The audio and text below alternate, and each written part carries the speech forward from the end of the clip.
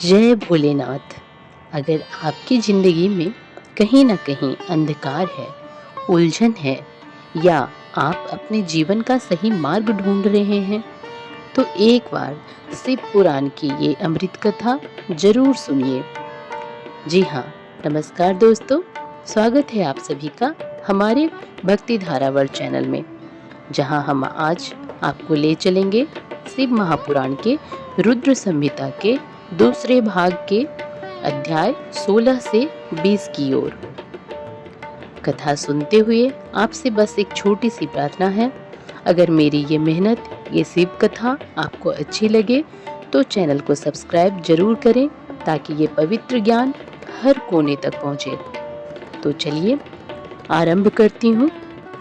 शिव पुराण श्री रुद्र संहिता द्वितीय खंड 16वां अध्याय, रुद्रदेव का सती से विवाह। ब्रह्मा जी बोले, श्री विष्णु सहित अनेक देवी देवताओं और ऋषि मुनियों द्वारा की गई स्तुति सुनकर सृष्टिकर्ता शिव जी ने प्रसन्नता पूर्वक हम सबके आगमन का कारण पूछा। रुद्रदेव बोले, हे हरे, हे देवताओं और महर्षियों, मुझे अपने कैलाश पर आगमन के विषय में बताइए। आप लोग यहाँ किस लिए आए हैं और आपको कौन सा कार्य है? कृपया मुझे बताइए। मुने महादेव जी के इस प्रकार पूछने पर भगवान विष्णु की आज्ञा से मैंने इस प्रकार निवेदन किया। मैं बोला, हे देवाधिदेव महादेव, करुणा सागर, हम सब यहाँ आपकी सहायता मांगने के लिए आए हैं। भगवान, हम तीन होते हुए भी एक हैं। सृष्टि के चक्र को नियमित तथा सुचारू रूप से चलाने के लिए हम एक दूसरे के सहयोगी की तरह कार्य करते हैं। हम एक दूसरे के सहायक हैं। हम तीनों के परस्पर सहयोग से फलस्वरूप ही जगत के सभी कार्य संपन्न होते हैं। महेश्वर, कुछ असुरों का वध आपके द्वारा, कुछ असुरों का वध मेरे द्वारा तथा कुछ असुरों का वध श्री हरि द्वारा निश्चित है। हे प्रभु, कुछ असुर आपके वीर्य द्वारा उत्पन्न पुत्र के द्वारा नष्ट होंगे। हे भगवान, आप घोर असुरों का विनाश कर जगत को स्वास्थ्य व अभय प्रदान करते हैं। हे प्रभु, सृष्टि की रचना, पालन और संहार, ये तीनों ही हमारे कार्य हैं। यदि हम अपने कार्य सही तरह से नहीं करें तो हमारे अलग अलग शरीर धारण करने का कोई उद्देश्य ही नहीं रहेगा। हे देव, एक ही परमात्मा महेश्वर तीन स्वरूपों में अभिव्यक्त हुए हैं। वास्तव में शिव स्वतंत्र हैं। वे लीला के उद्देश्य से सृष्टि का कार्य करते हैं। भगवान विष्णु उनके बाएं अंग से प्रकट हुए हैं। मैं ब्रह्मा उनके दाएं अंग से प्रकट हुआ हूँ। रुद्रदेव उनके हृदय से प्रकट हुए हैं। इसलिए वे ही भगवान शिव का पूर्ण रूप हैं। उनकी आज्ञा के अनुसार मैं सृष्टि की रचना और विष्णु जी जगत का पालन करते हैं। हम अपना कार्य करते हुए विवाह कर सपत्नीक हो गए हैं। अतः आप भी विश्व हित के लिए परम सुंदरी को पत्नी के रूप में ग्रहण करें। हे महेश्वर, पूर्व काल में आपने शिव रूप में हमें एक बात कही थी। आपने कहा था, मेरा एक अवतार तुम्हारे ललाट से होगा, जिसे रुद्र नाम से जाना जाएगा। तुम ब्रह्मा सृष्टिकर्ता हो जाओगे। भगवान विष्णु जगत का पालन करेंगे। मैं यानी शिव सगुण रुद्र रूप संहार करने वाला होऊंगा। एक स्त्री के साथ विवाह करके लोक के कार्यों की सिद्धि करूंगा। हे महादेव, अब अपनी कही बात को पूरा कीजिए। हे प्रभु, आपके बिना हम दोनों अपना कार्य करने में समर्थ नहीं हैं। अतः प्रभु, आप ऐसी स्त्री को पत्नी रूप में धारण करें जो कि लोकहित के कार्य कर सकें। भगवान, जिस प्रकार लक्ष्मी विष्णु की और सरस्वती मेरी सहधर्मिणी है, उसी प्रकार आप भी अपने जीवन साथी को स्वीकार कीजिए। मेरी यह बात सुनकर महादेव जी मुस्कुराने लगे और हमसे इस प्रकार बोले। उन्होंने कहा, हे ब्रह्मा, हे विष्णु, तुम मुझे सदा से अत्यंत प्रिय हो। तुम समस्त देवताओं में श्रेष्ठ तथा त्रिलोक के स्वामी हो, परंतु मेरे लिए विवाह करना उचित नहीं है। मैं सदैव तपस्या में लीन रहता हूँ। इस संसार से मैं सदा विरक्त रहता हूँ। मैं तो एक योगी हूँ जो सदैव निवृत्ति के मार्ग पर चलता है। घर गृहस्थी से भला मेरा क्या काम? मैं तो सदैव आत्मरूप हूँ, जो माया से दूर है, जिसका शरीर अवधूत है, जो ज्ञानी है, आत्मा को जानने वाला और कामना से शून्य हो, भोगों से दूर रहता है, जो अविकारी है। भला उसे संसार में स्त्री से क्या प्रयोजन है? मैं तो योग करते ही आनंद का अनुभव करता हूँ। जो मनुष्य ज्ञान से रहित है, वे ही भोग अधिक महत्व देते हैं। विवाह एक बहुत बड़ा बंधन है, इसलिए मैं विवाह के बंधनों में बंधना नहीं चाहता। आत्मा का चिंतन करने के कारण मेरी लौकिक स्वार्थ में कोई रुचि नहीं है। फिर भी जगत के हित के लिए तुमने जो कहा है वह मैं करूँगा। तुम्हारे कहे अनुसार मैं विवाह अवश्य ही करूँगा, क्योंकि मैं सदा अपने भक्तों के बस में रहता हूँ। परंतु मैं ऐसी स्त्री से विवाह करूँगा जो योगिनी तथा इच्छानुसार रूप धारण करने वाली हो। जब मैं योग साधना करूं तो वह भी योगिनी हो जाए, और जब मैं कामासक्त होऊं तब वह कामिनी बन जाए। ऐसी स्त्री ही मुझे पत्नी रूप में स्वीकार्य होगी। मैं सदैव शिव चिंतन में लगा रहता हूँ। जो स्त्री मेरे चिंतन में विघ्न डालेगी वह जीवित नहीं रह सकेगी। मैं, विष्णु और ब्रह्मा, हम सभी शिव के अंश हैं, इसलिए हम सदा ही उनका चिंतन करते हैं। उनके चिंतन के लिए मैं बिना विवाह किए रह सकता हूँ। अतः मुझे ऐसी पत्नी प्रदान कीजिए जो मेरे अनुसार ही कार्य करे। यदि वह स्त्री मेरे कार्यों में विघ्न डालेगी तो मैं उसे त्याग दूंगा। विवाह हेतु शिव की स्वीकृति पाकर मैं और विष्णु जी प्रसन्न हो गए।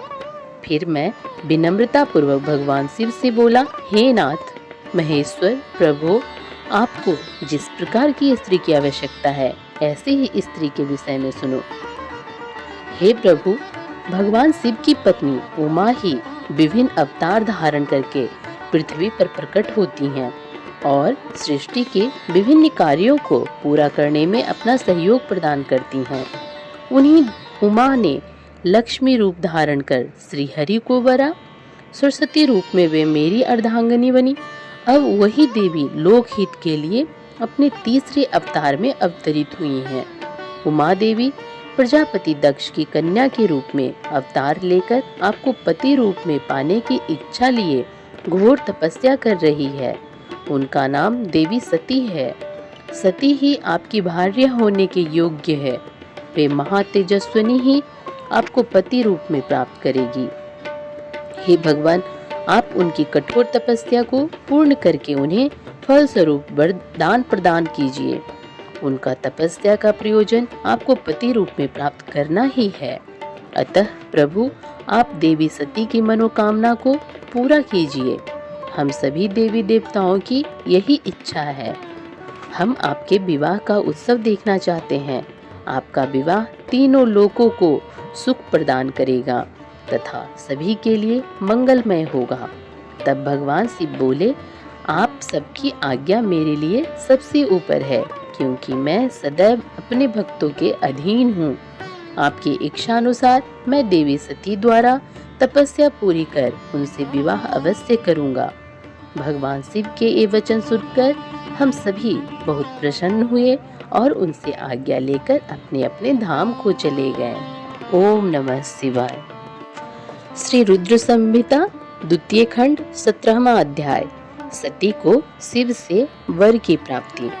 ब्रह्मा जी कहते हैं, हे नारद, सती ने आश्विन मास के शुक्ल पक्ष की अष्टमी को उपवास किया। नंदा व्रत के पूर्ण होने पर जब वे भगवान शिव के ध्यान में मग्न थीं, तो भगवान शिव ने उन्हें प्रत्यक्ष दर्शन दिए। भगवान शिव का रूप अत्यंत मनोहारी था। उनके 5 मुख थे और प्रत्येक मुख में 3 नेत्र थे। मस्तक पर चंद्रमा शोभित था। उनके कंठ में नील चिन्ह था। उनके हाथ में त्रिशूल, ब्रह्म कपाल, वर तथा अभय था। उन्होंने पूरे शरीर पर भस्म लगा रखी थी। गंगा जी उनके मस्तक की शोभा बढ़ा रही थी। उनका मुख करोड़ों चंद्रमाओं के समान प्रकाशमान था। सती ने उन्हें प्रत्यक्ष रूप में अपने सामने पाकर उनके चरणों की वंदना की। उस समय लज्जा और शर्म के कारण उनका सिर नीचे की ओर झुका हुआ था। तपस्या का फल प्रदान करने के लिए शिव जी बोले, उत्तम व्रत का पालन करने वाली हे दक्ष नंदिनी, मैं तुम्हारी तपस्या से बहुत प्रसन्न हूँ, इसलिए तुम्हारी मनोकामना को पूरा करने के लिए स्वयं यहाँ प्रकट हुआ हूँ। अतः तुम्हारे मन में जो भी इच्छा है, तुम्हारी जो भी कामना है, जिसके वशीभूत होकर तुमने इतनी घोर तपस्या की है, वह मुझे बताओ, मैं उसे अवश्य ही पूर्ण करूँगा। ब्रह्मा जी बोले, हे मुनि, जगदीश्वर महादेव जी ने सती के मनोभाव को समझ लिया था। फिर भी वे सती से बोले कि देवी वर मांगो। देवी सती शर्म से सिर झुकाए थीं। वे चाहकर भी कुछ नहीं कह पा रही थीं। भगवान शिव के वचन सुनकर सती प्रेम में मग्न हो गई थी। शिव जी बार बार सती से वर मांगने के लिए कह रहे थे।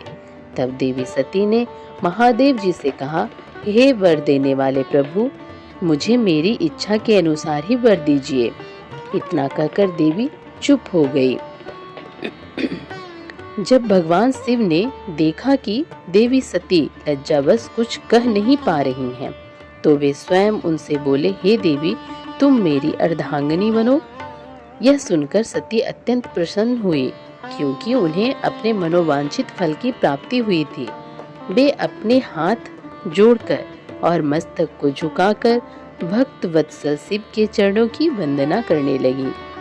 सती बोली, हे देवाधिदेव महादेव प्रभु, आप मेरे पिता को कहकर वैवाहिक विधि से मेरा पानी ग्रहण करें। ब्रह्मा जी बोले, नारद, सती की बात सुनकर शिव जी ने उन्हें यह आश्वासन दिया कि ऐसा ही होगा। तब देवी सती ने भगवान शिव को हर्ष एवं मोह से देखा और उनसे आज्ञा लेकर अपने पिता के घर चली गईं।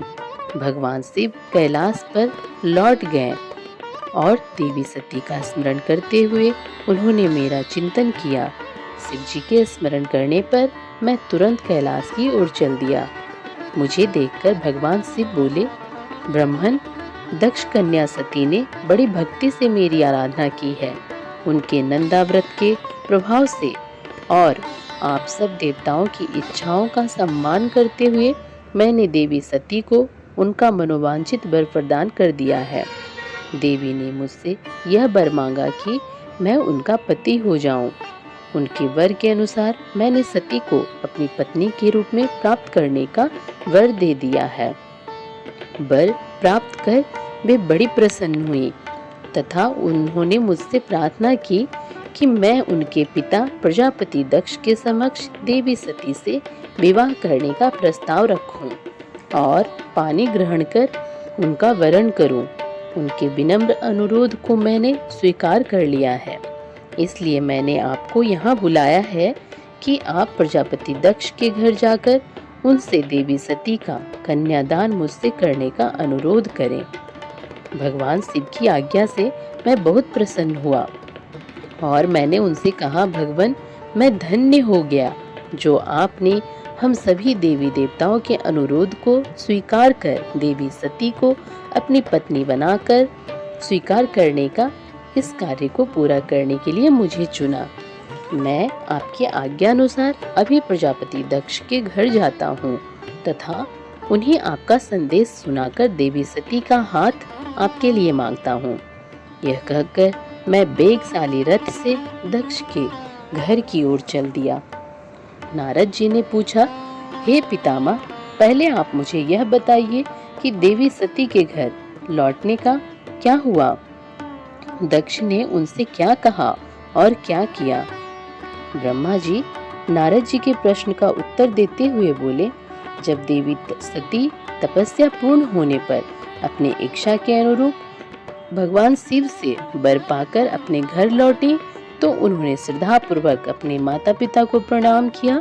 उन्होंने अपनी सहेली द्वारा अपने माता पिता को यह सूचना दी कि उन्हें भगवान शिव से वरदान की प्राप्ति हो गई है। वे सती की तपस्या से बहुत प्रसन्न हुए हैं और उन्हें अपनी पत्नी के रूप में प्राप्त करना चाहते हैं।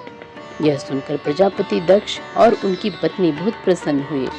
उन्होंने आनंदित होकर बड़े उत्सव का आयोजन किया। उन्होंने ब्राह्मणों को भोजन कराया और उन्हें दक्षिणा दी।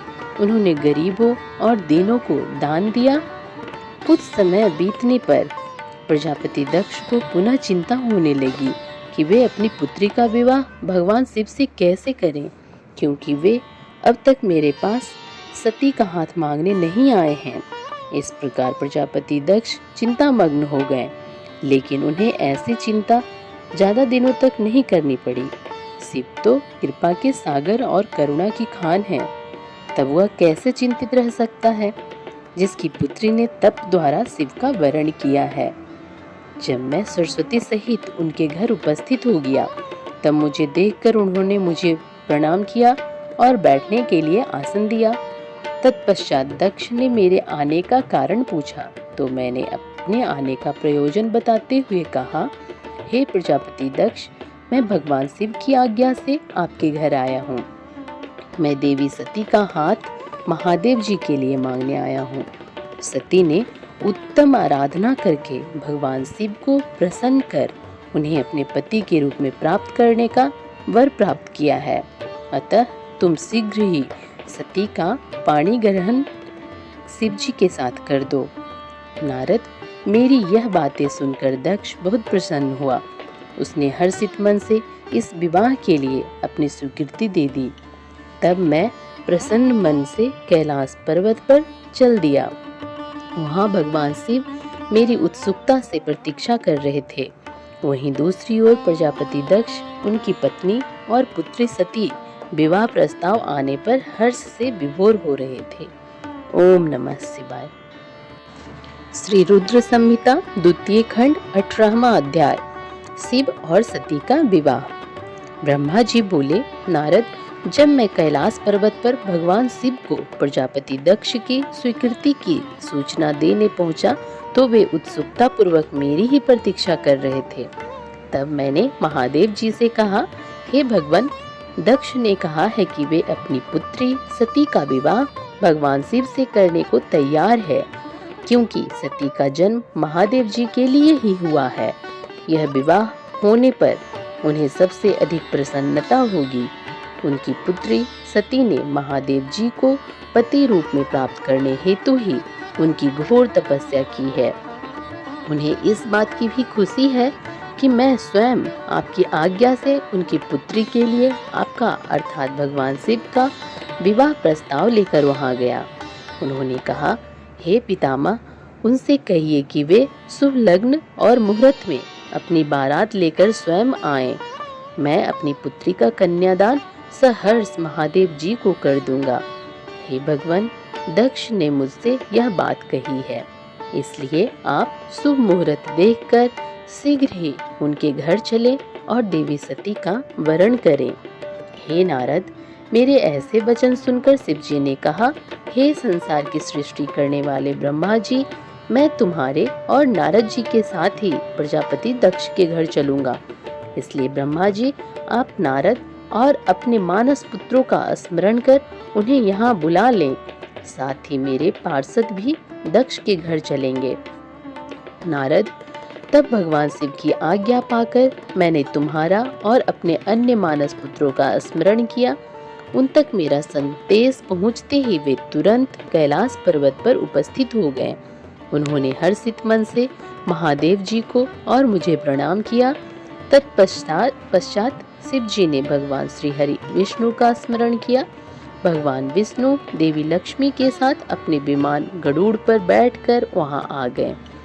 चैत्र मास के शुक्ल पक्ष की त्रयोदशी तिथि में रविवार को पूर्वा फाल्गुनी नक्षत्र में त्रिलोकीनाथ भगवान शिव की बारात धूमधाम से कैलाश पर्वत से निकली। उनकी बारात में मैं, देवी सरस्वती, विष्णु जी, देवी लक्ष्मी, सभी देवी देवता, मुनि और शिवगण आनंद मग्न होकर चल रहे थे। रास्ते में खूब उत्सव हो रहा था। भगवान शिव की इच्छा से बैल, बाघ, सांप, जटा और चंद्रकला उनके आभूषण बन गए। भगवान स्वयं नंदी पर सवार होकर प्रजापति दक्ष के घर पहुंचे। द्वार पर भगवान शिव की बारात देखकर सभी हर्ष से फूले नहीं समा रहे थे। प्रजापति दक्ष ने विधि पूर्वक भगवान शिव की पूजा अर्चना की। उन्होंने सभी देवताओं का खूब आदर सत्कार किया तथा उन्हें घर के अंदर ले गए। दक्ष ने भगवान शिव को उत्तम आसन पर बैठाया और हम सभी देवताओं और ऋषि मुनियों को भी यथा योग्य स्थान दिया। सभी का भक्ति पूर्वक पूजन किया। तत्पश्चात दक्ष ने मुझसे प्रार्थना की कि मैं ही वैवाहिक कार्य को संपन्न कराऊं। मैंने दक्ष की प्रार्थना को स्वीकार किया और वैवाहिक कार्य कराने लगा। शुभ लग्न और शुभ मुहूर्त देखकर प्रजापति दक्ष ने अपनी पुत्री सती का हाथ भगवान शिव के हाथों में सौंप दिया और विधि विधान से पानी ग्रहण संस्कार संपन्न कराया। उस समय वहाँ बहुत बड़ा उत्सव हुआ और नाच गाना भी हुआ। सभी आनंद मग्न थे। हम सभी देवी देवताओं ने भगवान शिव और देवी सती की बहुत स्तुति की और उन्हें भक्ति पूर्वक प्रणाम किया। भगवान शिव और सती का विवाह हो जाने पर उनके माता पिता बहुत प्रसन्न हुए और महादेव जी को अपनी कन्या का दान कर प्रजापति दक्ष कृतार्थ हो गए। महेश्वर का विवाह होने का पूरा संसार मंगल उत्सव मनाने लगा। तो कहिए प्रेम पूर्वक ओम नमः शिवाय। श्री रुद्र संहिता द्वितीय खंड 19वां अध्याय, ब्रह्मा और विष्णु द्वारा शिव की स्तुति करना। ब्रह्मा जी कहते हैं, नारद, कन्यादान करके दक्ष ने भगवान शिव को अनेक उपहार प्रदान किए। उन्होंने सभी ब्राह्मणों को भी दान दक्षिणा दी। तत्पश्चात भगवान विष्णु अपनी पत्नी लक्ष्मी जी सहित भगवान शिव के समक्ष हाथ जोड़कर खड़े हो उनकी आराधना करने लगे। वे बोले, हे दया सागर महादेव जी, आप संपूर्ण जगत के पिता हैं और देवी सती उन सबकी माता हैं। भगवान, आप दोनों ही अपने भक्तों की रक्षा के लिए और दुष्टों का नाश करने के लिए अनेक अवतार धारण करते हैं। इस प्रकार उन्होंने शिव सती की बहुत स्तुति की। नारद, मैं उनके पास आकर विधि के अनुसार फेरे कराने लगा। ब्राह्मणों की आज्ञा और मेरे सहयोग से सती और भगवान शिव ने विधि पूर्वक अग्नि के फेरे लिए। उस समय वहाँ बहुत अद्भुत उत्सव किया जा रहा था। वहाँ विभिन्न प्रकार के बाजे और सहनाइयाँ बज रही थी। स्त्रियाँ मंगल गीत गा रही थी और खुशी से सभी नृत्य कर रहे थे। तत्पश्चात भगवान विष्णु बोले, सदाशिव, आप संपूर्ण प्रकृति के रचयिता हैं। आपका स्वरूप ज्योतिर्मय है। ब्रह्मा जी, मैं और रुद्रदेव आपके ही रूप हैं। हम सभी सृष्टि की रचना, पालन, संहार करते हैं। हे प्रभु, हम सब आपका ही अंश हैं। प्रभु, आप आकाश के समान सर्वव्यापी और ज्योतिर्मय हैं। जिस प्रकार हाथ, कान, नाक, मुंह, सिर आदि शरीर के विभिन्न रूप हैं, उसी प्रकार हम सब भी आपके शरीर के ही अंग हैं। आप निर्गुण निराकार हैं। समस्त दिशाएं आपकी मंगल कथा कहती हैं। सभी देवी देवता और ऋषि मुनि आपके ही चरणों की वंदना करते हैं। आपकी महिमा का वर्णन करने से मैं असमर्थ हूँ। भगवान, यदि हम सब से कुछ गलती हो गई हो तो कृपया उसे क्षमा करें और प्रसन्न हों। ब्रह्मा जी बोले, इस प्रकार श्री हरि ने भगवान शिव की बहुत स्तुति की। उनकी स्तुति सुनकर भगवान शिव बहुत प्रसन्न हुए। विवाह की सभी रीतियों के पूर्ण होने पर हम सभी ने महादेव जी एवं देवी सती को बधाइयाँ दी तथा उनसे प्रार्थना की कि वे अपनी कृपा दृष्टि सदैव सभी पर बनाए रखें, वे जगत का कल्याण करें। तत्पश्चात भगवान शिव ने मुझसे कहा, हे ब्राह्मण, आपने मेरा वैवाहिक कार्य संपन्न कराया है, अतः आप ही मेरे आचार्य हैं। आचार्य को कार्य सिद्धि के लिए दक्षिणा अवश्य दी जाती है, इसलिए आप मुझे बताइए कि मैं दक्षिणा में आपको क्या दूं? महाभाग, आप जो भी मांगेंगे मैं उसे अवश्य ही दूंगा। मुझे भगवान शिव के इस प्रकार के वचन सुनकर मैं हाथ जोड़कर उनके सामने खड़ा हो गया।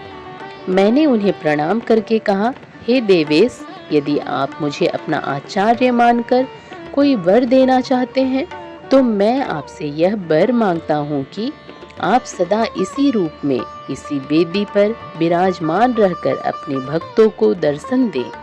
इस स्थान पर आपके दर्शन करने से सभी पापियों के पाप धुल जाएं। आपके यहाँ विराजमान होने से मुझे आपका साथ प्राप्त हो जाएगा। मैं इसी वेदी के पास आश्रम बनाकर यहाँ निवास करूँगा और तपस्या करूँगा। हे प्रभु, मेरी यही इच्छा है। चैत्र मास के शुक्ल पक्ष की त्रयोदशी को पूर्वा फाल्गुनी नक्षत्र में रविवार के दिन जो भी मनुष्य भक्ति भाव से आपका दर्शन करे उसके सभी पाप नष्ट हो जाएं। रोगी मनुष्य के सभी रोग दूर हो जाएं। इस दिन आपका दर्शन कर मनुष्य जिस इच्छा को आपके सामने व्यक्त करे उसे आप तुरंत पूरा करें। हे प्रभु, आप इस दिन सभी को मनोवांछित वर प्रदान करें। भगवान, यही वरदान मैं आपसे मांगता हूँ। मेरी यह बात सुनकर भगवान शिव बहुत प्रसन्न हुए। वे बोले, हे ब्रह्मा, मैं आपकी इच्छा अवश्य ही पूरी करूँगा। तुम्हारे वर के अनुसार मैं देवी सती सहित इस वेदी पर विराजमान रहूंगा। यह कहकर भगवान शिव देवी सती के साथ मूर्ति रूप में प्रकट होकर वेदी के मध्य भाग में विराजमान हो गए। इस प्रकार मेरी इच्छा को पूरा कर जगत के हित के लिए प्रभु शिव वेदी पर अंश रूप में विराजमान हुए। तो कहिए, ओम नमः शिवाय। श्री रुद्र संहिता द्वितीय खंड 20वां अध्याय। देवी सती का विदा होकर कैलाश जाना। ब्रह्मा जी बोले, हे महामुनि नारद, मुझे मेरा मनोवांछित वरदान देने के पश्चात भगवान शिव अपनी पत्नी देवी सती को साथ लेकर अपने निवास स्थान कैलाश पर्वत पर जाने के लिए तैयार हुए। तब अपनी बेटी सती व दामाद भगवान शिव को विदा करते समय प्रजात दक्ष ने अपने हाथ जोड़कर और मस्तक झुकाकर महादेव जी की भक्ति पूर्वक स्तुति की। साथ ही श्री हरि सहित सभी देवी देवताओं और ऋषि मुनियों ने हर्ष से प्रभु का जय जयकार किया। भगवान शिव ने अपने ससुर प्रजापति दक्ष से आज्ञा लेकर अपनी पत्नी को अपनी सवारी नंदी पर बैठाया और स्वयं भी उस पर बैठकर कैलाश पर्वत की ओर चले गए। उस समय वृषभ पर बैठे भगवान शिव व सती की शोभा देखते ही बनती थी। उनका रूप मनोहारी था। सब मंत्र मुग्ध होकर उन दोनों को जाते हुए देख रहे थे। प्रजापति दक्ष और उनकी पत्नी अपनी बेटी व दामाद के अनोखे रूप पर मोहित हो उन्हें एकटक देख रहे थे। उनकी विदाई पर चारों ओर मंगल गीत गाए जा रहे थे। विभिन्न वाद्य यंत्र बज रहे थे। सभी बाराती शिव के कल्याण में उज्जवल यश का गान करते हुए उनके पीछे पीछे चलने लगे। भगवान शिव देवी सती के साथ अपने निवास कैलाश पर पहुँचे। सभी देवता सहित मैं और विष्णु जी भी कैलाश पर्वत पर पहुँचे। भगवान शिव ने उपस्थित सभी देवी देवताओं और ऋषि मुनियों का हृदय से धन्यवाद किया। भगवान शिव ने सभी को सम्मान पूर्वक विदा किया। तब सभी देवताओं ने उनकी स्तुति की और प्रसन्नता पूर्वक अपने अपने धाम को चले गए। तत्पश्चात भगवान शिव और देवी सती सुखपूर्वक अपने वैवाहिक जीवन का आनंद उठाने लगे। सूत जी कहते हैं, हे मुनियों, मैंने तुम्हें भगवान शिव के शुभ विवाह की पुण्य कथा सुनाई है। भगवान शिव का विवाह कब और किससे हुआ, वे विवाह के लिए कैसे तैयार हुए, इस प्रकार मैंने सभी प्रसंगों का वर्णन तुमसे किया है। विवाह के समय यज्ञ अथवा किसी भी शुभ कार्य के आरंभ में भगवान शिव का पूजन करने के पश्चात इस कथा को जो सुनता अथवा पढ़ता है उसका कार्य या वैवाहिक आयोजन बिना विघ्न और बाधाओं के पूरा होता है। इस कथा के श्रवण से सभी शुभ कार्य निर्विघ्न पूर्ण होते हैं।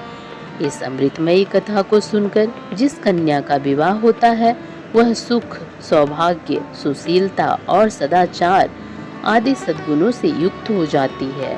भगवान शिव की कृपा से पुत्रवती भी होती है। ओम नमः शिवाय। तो भक्तों, भोलेनाथ की कथा केवल कहानी नहीं है, वो एक गहराई है, एक ऊर्जा है, एक अनुभव है। आज आपने सुना रुद्र संहिता भाग 2 के अध्याय 16 से 20 तक की यह अद्भुत कथा, जहाँ शिव के चरित्र ने तप, त्याग और प्रेम और शक्ति सब कुछ समाहित है। माँ पार्वती का सौम्य रूप हो या शिव का तांडव हर पल एक सीख देता है। यदि इस कथा ने आपके मन को छुआ है, आपके हृदय में भक्ति की लौ जलाई हो, तो कृपया इसे अपने परिवार, मित्रों और सभी शिव भक्तों तक पहुंचाइए। और हाँ, आने वाले अध्यायों में हम जानेंगे शिव की और भी रहस्यमयी लीलाएं और उनकी उस दिव्य कृपा को, जो केवल कथा सुनने मात्र से भक्त को मोक्ष मिलता है। तो अगले भाग में फिर से मिलती हूँ शिव कथा के साथ, भक्ति भाव के साथ। तब तक स्मरण करते रहिए हर हर महादेव और चैनल को सब्सक्राइब करना ना भूलिए। ओम नमः शिवाय।